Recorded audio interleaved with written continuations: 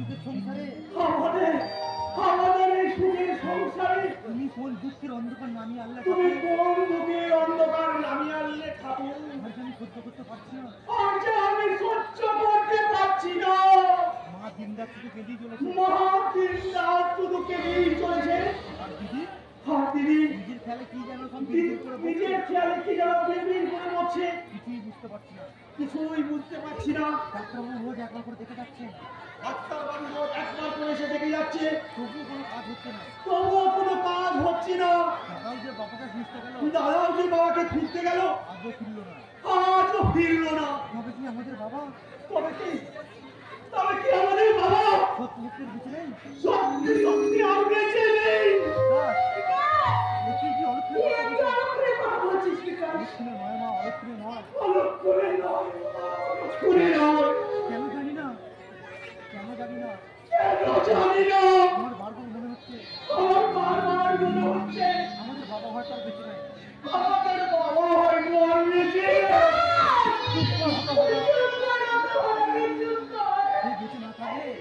বেঁচে না থাকলে আমার এই শাখা শুধু সত্যি যদি বাবা না ফিরে তাহলে ওই মিথ্যে নিয়ে ওই শাখা শুধু করে থাকাটাও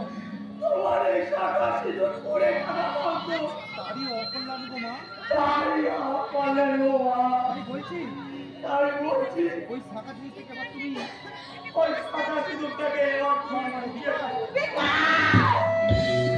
মৃত্যুর কথা বলতে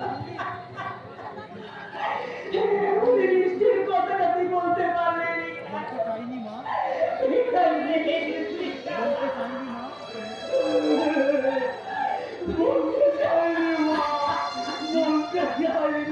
কিন্তু বাস্তব পরিস্থিতি আমাকে বলতে বাধ্য করেছে বাবা যদি বেশি আছে বাবা যদি বেশি আছে তাহলে বাড়ি ফিরছে না কেন বাবাকে খুঁজতে গিয়ে দাদারি বা হারিয়ে যাওয়ার অর্থ থেকে হারিয়ে যাওয়ার অর্থটা কি বাবার মতো বাবার মতো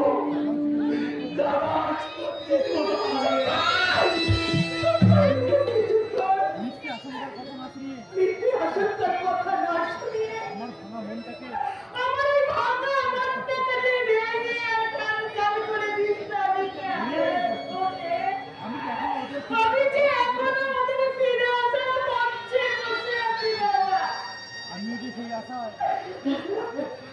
আমিও যে সেই আশায় বসে আছি মাঝে মাঝে মনে হয়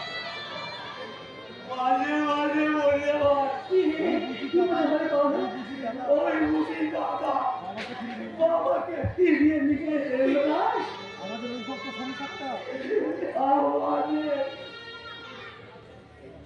আমাদের এই অভিশপ্ত সংসারটা ওই বুঝি আবার হাসি খুশিতে ফিরে উঠলো ওই বুঝি আমার হাসি খুশিতে ভরে উঠলো কিন্তু আমার এই দিবা স্বপ্ন কিন্তু আমার এই দিবা স্বপ্ন স্বপ্নই থেকে গেল মা স্বপ্নই থেকে গেল মা সত্যি আর হলো না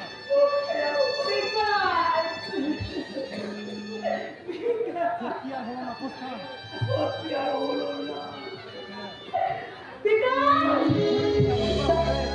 সত্যি সত্যি আমাদের হবে বিকাশ নিঃস্বর্গে আমাদের সমস্ত সম্মানকে আমাদের সমস্ত স্বপ্নগুলোকে খালি করে দিয়েছে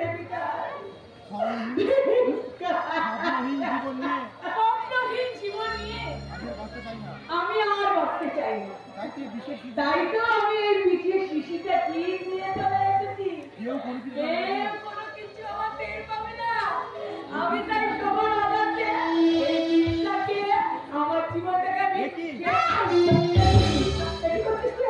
একটু সামনে না তুমি আমার ছেলে আমার ছেলে আমি জীবনে তুমি আমার ছেলে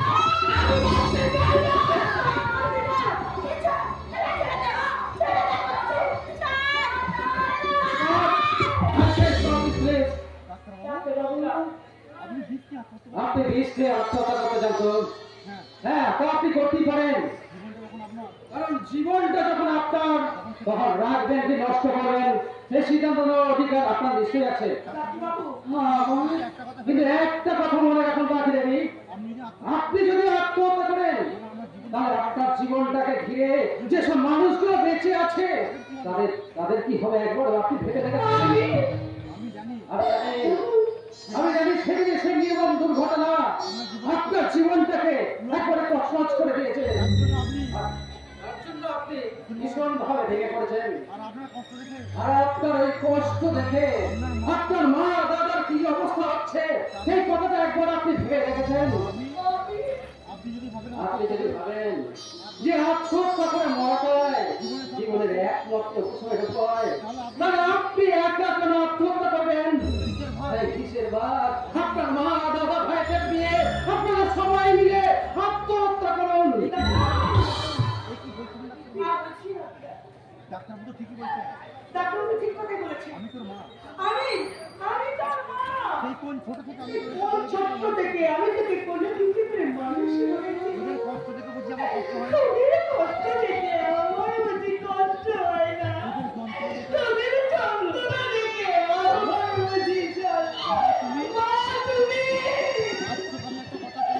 আজ আমি তোকে একটা কথা কষ্ট করে বলে রাখছি, শোনা। তুই কোনো কিছু করে বসে আমি কিন্তু নিজেকে শেষ করে দেব।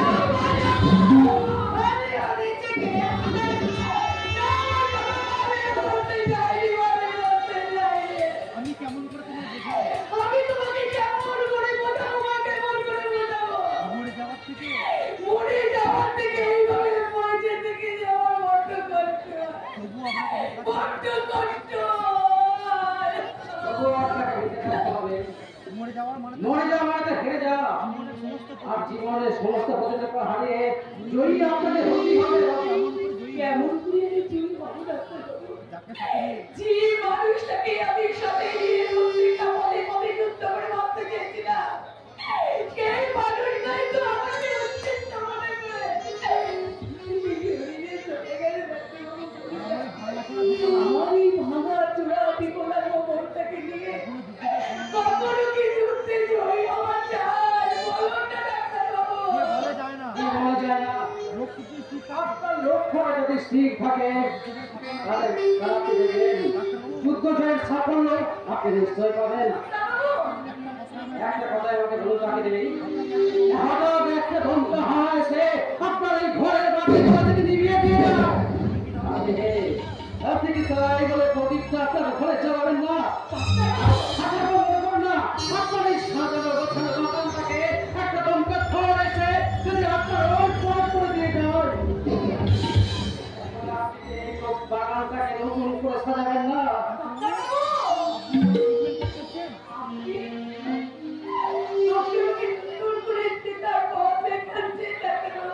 আপনি কি আমার ট্রিটমেন্ট করবেন? আমার মনটাকে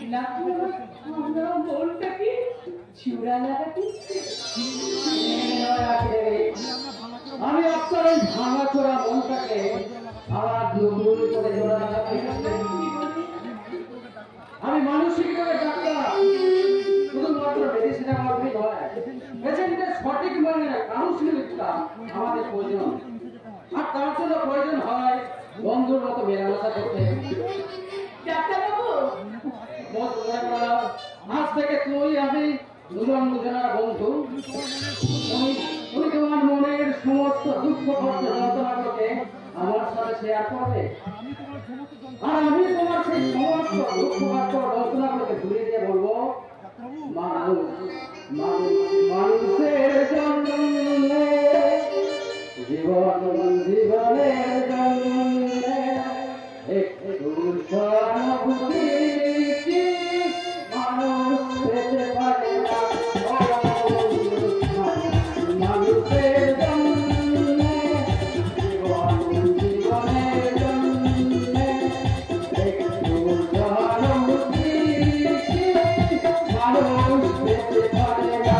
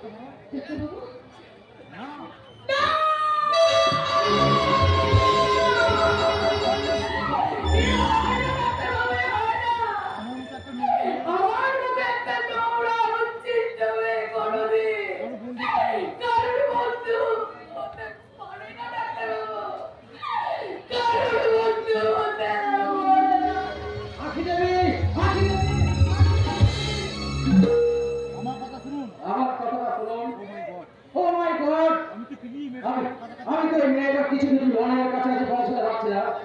আর আমি যদি সঠিকভাবে কাউন্সিলিং করতে না পারি তাহলে ওর সঠিক চিকিৎসা করতে আমি পারবো না। সুস্থ করতে হবে ডাক্তারবাবু। সুস্থ করতে হবে ডাক্তারবাবু। যেমন যেমন আমার মেয়েটাকে সুস্থ স্বাভাবিক করতে হবে। মেয়েদের আমার সংসারটা নইলে যে আমার সংসারটা পুরোপুরি চিকিৎসা দেখতে হবে।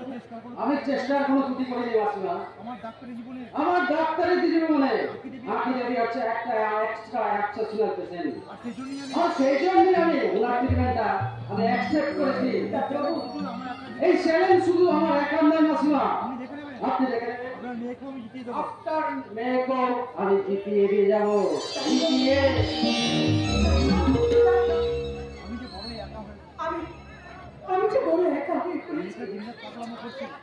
আমি যে কত কিছু করছি, আমি ঠাকুরের কাছে প্রার্থনা করছি, কিন্তু কিছু আমার মেয়েটা দিন রাত পাগলামো করে আর বেড়াচ্ছে। ছেলেটা মাথা গরম করে আর ছেলেটা মাথা গরম করে সেই যে বাড়ি থেকে বেরিয়ে গেল, এখনো পর্যন্ত সে ফিরে এলো না। তবে কি খোকা তবে কি আমার খোকা বাবার মতো আস্তে আস্তে কি যাওয়ার চেষ্টা করুন, সোজা হয়ে যাওয়ার চেষ্টা করুন না।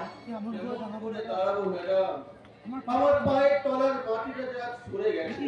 একই এমন করছিস তো আমরা just কেন খোকা বলছি আমি না পিওর মা, কিন্তু আপনাকে দেখতে মনে হচ্ছে একজন মমতাময়ী গৃহবধূ মা, কিন্তু আপনার সন্তান আমার হেড মাতাল হয় কি করে?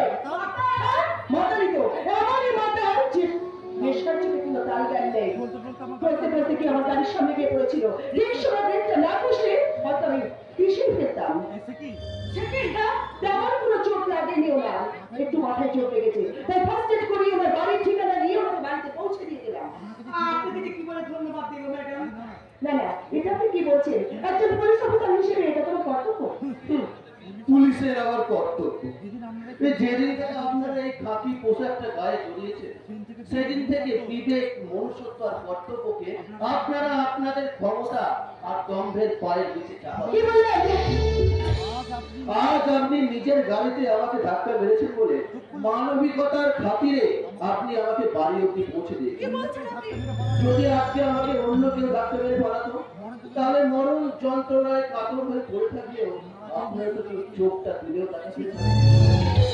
কি বলছিস খোকা? আপনি কি বলছিস খোকা? বলবেই তো, কারণ নেশার চোটে বোধ বুদ্ধি হারিয়ে কার সাথে কিভাবে কথা বলা উচিত সেটা উনি ভুলে বসে আছেন। কি বললেন ম্যাডাম? আমার ভুল হয়ে গেছে, আপনাকে বাড়িতে পৌঁছে দিয়ে আমার ভুল হয়ে গেছে। সারা রাত যদি আপনাকে আমি থানা লাগামে রাখতাম, তাহলে এক রাতে বেশ কয়েক হাজার টাকা আপনার পকেটে ঢুকে যেত। ওর কথা কিছু মনে করবেন না ম্যাডাম। ওর কথা আপনি শুনে সত্যি ওর মাথা ঠিক নেই। সত্যি ওর মাথায় ঠিক নেই। আসলে কয়েকদিনের মধ্যে আমাদের পরিবারে একটা অঘটন ঘটে গেছে। অঘটন? কিসের অঘটন? আমার স্বামী নিরুদ্দেশ হয়ে গেছে। আমার স্বামী নিরুদ্দেশ হয়ে গেছে, আর আমার চুপ করো না, চুপ করো। তুমি কার সামনে কাকে কি বলছো? খাকি চামড়া ওনার ওই খাঁকি চামড়া ভেদ করে তোমার এই কাঠোর আবেদন কখনোই ওনার হৃদয় পর্যন্ত পৌঁছাবে কি না। বলেন? বরং উল্টে তোমাকে একটার পর একটা ব্ল্যাকমেল করবে। আপনি কি ভেবেছেন এটা সরু? আপনি সম্পূর্ণ ভুল ভাবছেন। আপনি কি ভেবেছেন আমরা সবাই পুলিশ অফিসার সমান, সবাই অমানবিক, সবাই ঘুষখোর, তাই না? ভুল ভাবছেন এটা সরু, সম্পূর্ণ ভুল ভাবছেন।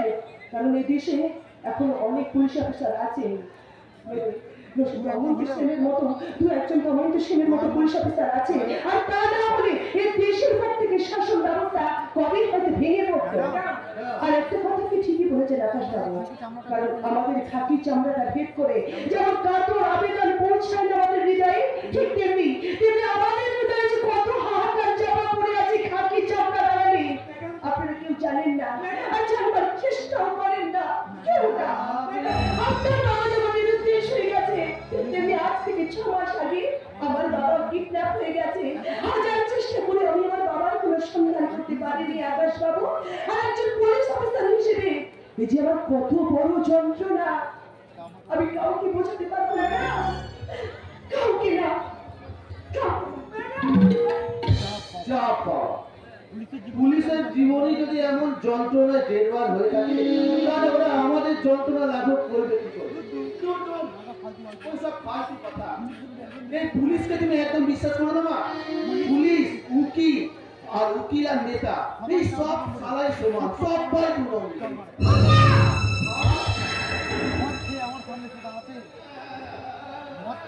মদ খেয়ে যদি আমার সামনে সামনে দাঁড়াতে তো লজ্জা করে না? কত বড় মুখ করে! তুই মনের রক্তটা থেকে ধরার জন্য ছুটে গিয়েছিলিস। অনেক আশা করে ছুটে গিয়েছিলি তোর বাবাকে ফিরিয়ে আনতে। কোথায় তোর বাবা? আমাকে খুঁজতে গিয়ে আজ যে আমি নিজেকে বাড়িয়ে ফেলেছি মা। আমি আমার মনের অপমানের কোনো প্রতিশোধ নিতে পারিনি। আমি পারিনি আমার বাবাকে তোমার কাছে ফিরিয়ে এনে দিতে। তুমি আমার ক্ষমা করো না।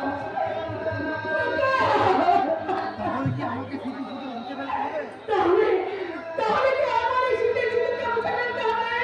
আমি সামান্য আমাকে তুলে ফেলতে হবে।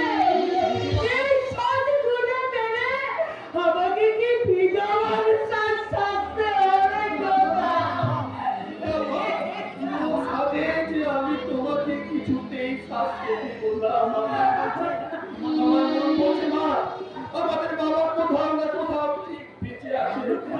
আমি তোমাকে কথা দিচ্ছি মা, আমি বাবাকে তোমার কাছে ঠিক ফিরিয়ে আনবোই। বাবাকে তোমার কাছে আমি ঠিক ফিরিয়ে আনবো। এই